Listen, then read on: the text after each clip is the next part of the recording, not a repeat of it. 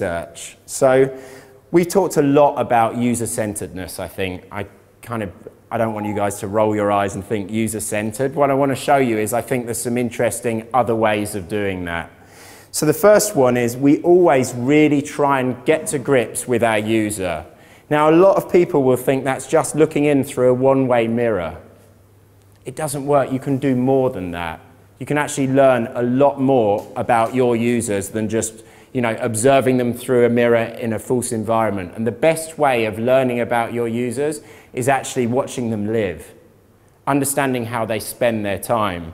Now, the cool thing for tech businesses, there are loads of, look at that, I accidentally grabbed a bit of my tweet deck, but so one of the tools that I think we've started using more and more, it's incredibly cheap, it's like $100, and it allows you actually to monitor people's usage of your site. It will record their cursor movements, it uses their inbuilt camera to watch their reactions, and you can track it through the screen. So just seeing how people navigate through the system can be incredibly interesting, great learning.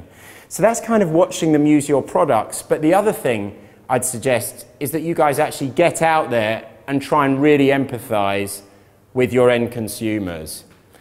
So who's going to tell me first what they think this is? A ceiling. So why is a ceiling important? Where's this ceiling?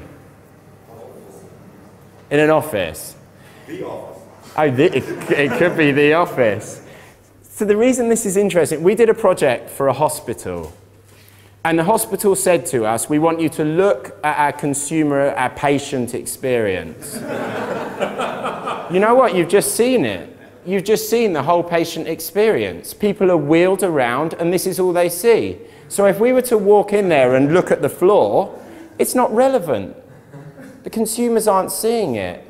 So diving into the way that people actually use services, products, your products can be incredibly revealing. I'll give you another example. So how many of you think that a mobile phone novel is a good idea? Cell phone novels, good idea? Some people, very few people think it's a good idea. In the European markets, I'm not sure it's a great idea. But if you think about the Japanese market, it's unbelievably successful. So Japanese market, you've seen cell novels grow incredibly from about 2003 when it's first done. And there's some really interesting cultural reasons why they do incredibly well there. There's the simple fact that, the Japanese grammar fits really well onto